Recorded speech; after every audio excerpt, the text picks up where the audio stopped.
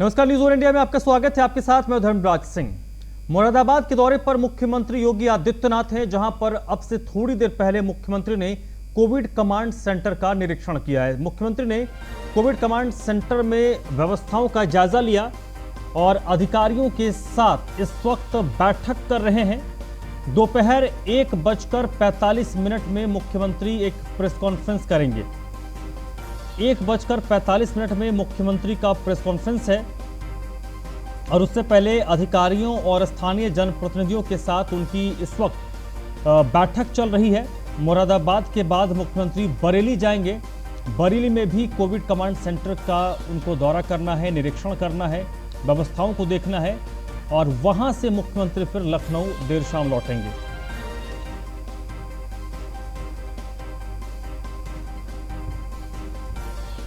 मुख्यमंत्री योगी आदित्यनाथ इस वक्त मुरादाबाद में हैं और मुरादाबाद में कोविड केयर सेंटर का उन्होंने निरीक्षण किया है। इस वक्त स्थानीय अधिकारियों के साथ बैठक चल रही है। बैठक में कोविड के वर्तमान हालात पर चर्चा हो रही है और कोविड को कैसे कंट्रोल किया जाए, कैसे मामले कम किए जाएं, किस तरीके से लोगों को वैक्सीनेट किया जाए, इस पर चर्चा हो रही है। मेडिकल इंफ्रास्ट्रक्चर को कैसे बढ़ाया जाए, उस पर बात हो रही है।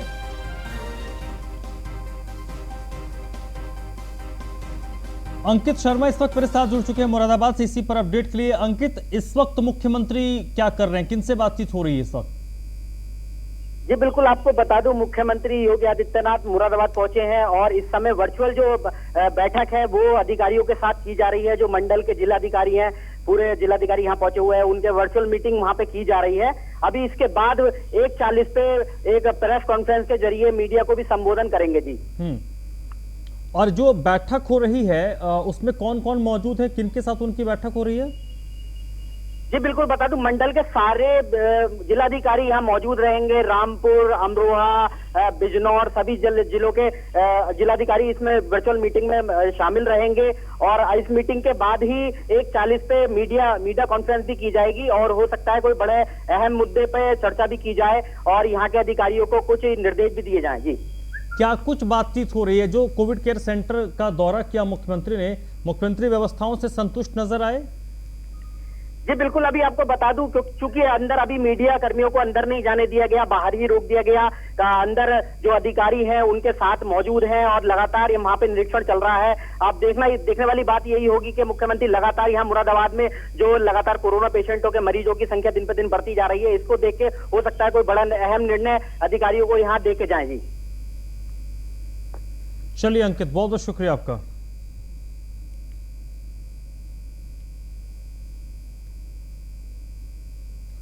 और चले बढ़ते आगे। एयर इंडिया की फ्लाइट से लखनऊ वैक्सीन की डोज पहुंच चुकी है। कोविशील्ड वैक्सीन लखनऊ पहुंच गई है। मुंबई से इसे लखनऊ भेजा गया है। कोविशील्ड का ये एक बड़ा कंसाइनमेंट है जो लखनऊ पहुंचा है और लखनऊ से ये फिर उत्तर प्रदेश के अलग अलग हिस्सों में भेजा जाएगा।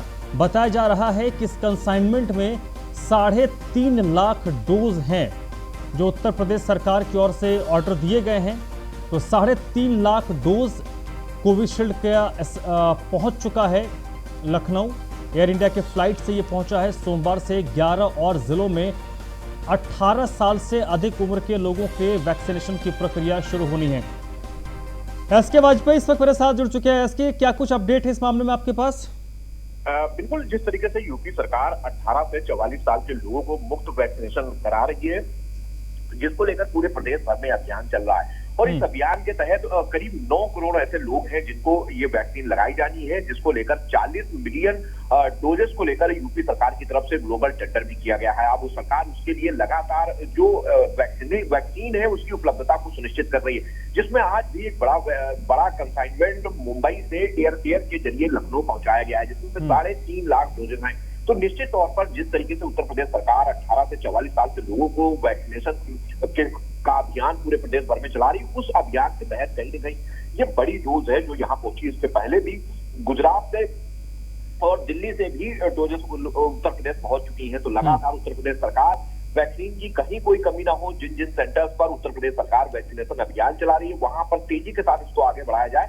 जिसको लेकर ये क्रम लगातार जारी है। तो आज भी मुख्यमंत्री के निर्देश पर एयर फ्लाइट के जरिए ये एयरलिफ्ट कराकर ये कंसाइनमेंट लखनऊ पहुंचाया गया, जो निश्चित ही राहत भरी बात है, क्योंकि उत्तर प्रदेश सरकार जो अभियान चला रही ताकि ज्यादा से ज्यादा लोगों का वैक्सीनेशन हो और कोरोना जैसी महामारी को खत्म किया जाए, उस दिशा में एक और बड़ा कदम उत्तर प्रदेश सरकार की तरफ से। जी, और ये जो अपडेट आ रहा है इसके कि कुछ और जिलों में 18+ लोगों के वैक्सीनेशन की प्रक्रिया कल से शुरू की जाएगी, तो वो कौन कौन से जिले होंगे, इसके बारे में कुछ अपडेट शासन की ओर से दिया गया है? बिल्कुल निश्चित तौर पर, क्योंकि अभी तक जो जिले थे वो सिर्फ 7 जिले थे, जिसमें लखनऊ, वाराणसी, प्रयागराज, गोरखपुर, मेरठ और कानपुर जैसे शहर शामिल थे। लेकिन अब चूंकि उत्तर प्रदेश सरकार इन जिलों को 11 जिले और इसमें ऐड करने जा रही है, जिसमें नगर निगम, सभी नगर निगम शामिल होंगे, साथ ही साथ नोएडा को भी शामिल किया जाएगा। उसके अलावा अगर हम बात करें बरेली, झांसी, मुरादाबाद, ये शहर भी अब इन 11 शहरों में और शामिल होंगे। ये सभी नगर निगम होंगे और ये वो जिले होंगे जहां पर जो प्रथम श्रेणी के जिले हैं, जिसमें सबसे ज्यादा संक्रमण था, उनके बाद जो दूसरे स्तर पर हैं। तो कहीं ना कहीं अब 11 जिले नए शामिल किए जाएंगे, जो कि सोमवार से ये लागू होगी और सोमवार से यहाँ पर भी 18 से 44 साल के लोगों को मुफ्त वैक्सीनेशन और जिस सेंटर्स पर रजिस्ट्रेशन हो चुका है वहां पर शुरू कर दिया जाएगा। हालांकि अभी तक 7 में चल रहा था, 11 और ये मिलने के बाद अब कुल जो 17 सेंटर होंगे उत्तर प्रदेश भर में, जहां पर ये अभियान पूरे प्रदेश भर में चलाया जाएगा। जी, चलिए, इससे कहीं ना कहीं वैक्सीनेशन की प्रक्रिया को गति मिलेगा और अगर ये भी उम्मीद की जा सकती है कि आने वाले दिनों में ये जो कंसाइनमेंट आ रहे हैं वैक्सीन के, इसमें थोड़ी और तेजी आएगी। बिल्कुल निश्चित है, क्योंकि उत्तर प्रदेश सरकार ने पहले ही 1 करोड़ वैक्सीन का पहले ही ऑर्डर दे रखा है। 20 करोड़ रुपए ऑर्डर के तौर पर दिए जा चुके हैं।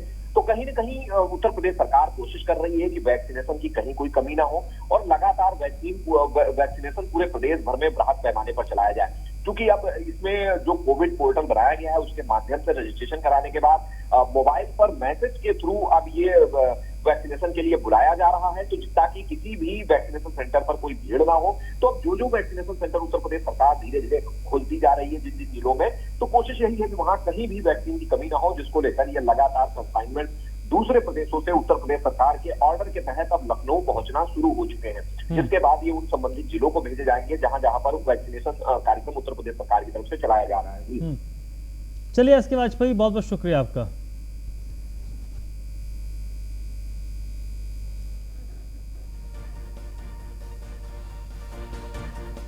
बढ़ते आगे कानपुर से अगली खबर है, जहां पर पूर्व और वर्तमान प्रधान के समर्थकों के बीच जमकर पत्थरबाजी हुई है। इस पत्थरबाजी में कई लोग घायल हुए हैं। पत्थरबाजी और मारपीट का वीडियो किसी ने बनाया है, जो अब सोशल मीडिया पर वायरल हो रहा है। पुलिस ने 8 लोगों को इस पूरे प्रकरण में गिरफ्तार किया है।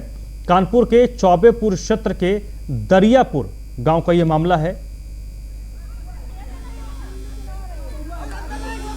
पूर्व प्रधान और वर्तमान प्रधान पंचायत चुनाव के नतीजे आने के बाद देखिए कैसे दंगल चल रहा है।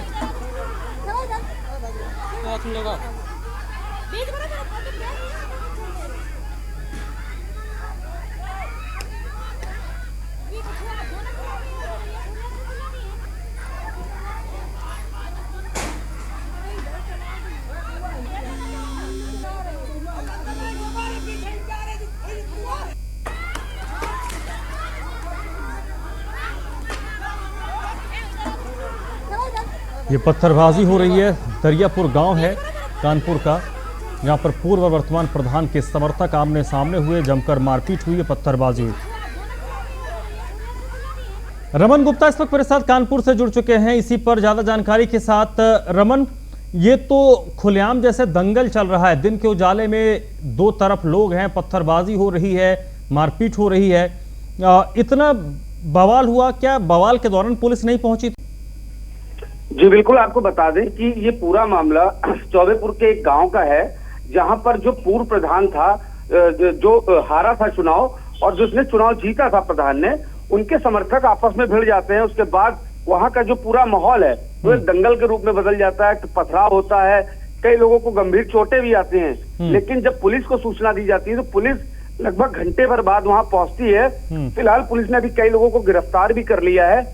अभी स्थितियां फिलहाल गांव में थोड़ी खराब बनी हुई है। लगातार पुलिस प्रयास कर रही है कि वहां पर अब ऐसा कोई माहौल ना बिगड़े, लेकिन अभी भी लोग एक दूसरे के खून के प्यासे दिखाई दे रहे हैं। लगातार वहां पर पथराव की जिस तरह से हमने आपको न्यूज इंडिया पर वीडियो भी दिखाया कि जिस तरह से लोग आपस में भिड़ रहे थे, पथराव कर रहे थे, कई महिलाओं को भी पूरे मामले में गंभीर चोटें आई, कई लोग इसमें घायल हुए हैं।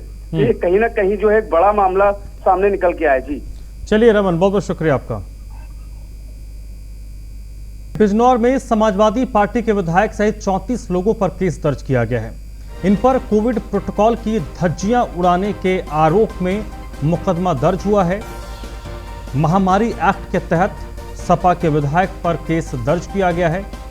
बताया जा रहा है कि विधायक एक इफ्तार पार्टी में शामिल हुए थे। अलविदा जुम्मा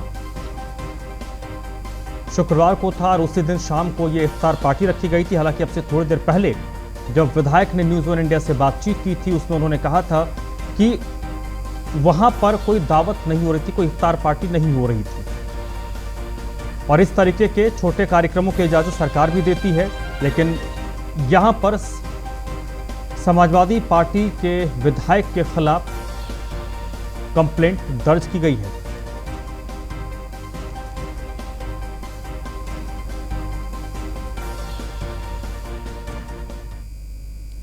प्रयागराज में तेज रफ्तार का कहर दिखा है। ट्रक और डंपर के बीच जबरदस्त टक्कर हुई है। इस भीषण हादसे में क्लीनर गंभीर रूप से घायल हुआ है। ट्रक में फंसे ड्राइवर को निकालने की कोशिश जारी है। मौके पर पुलिस पहुंची है, मामले की जांच में जुटी है। शास्त्री पुल का ये मामला है। फिलहाल जो ट्रक में ड्राइवर फंसा है उसको निकालने की इस वक्त कोशिश हो रही है।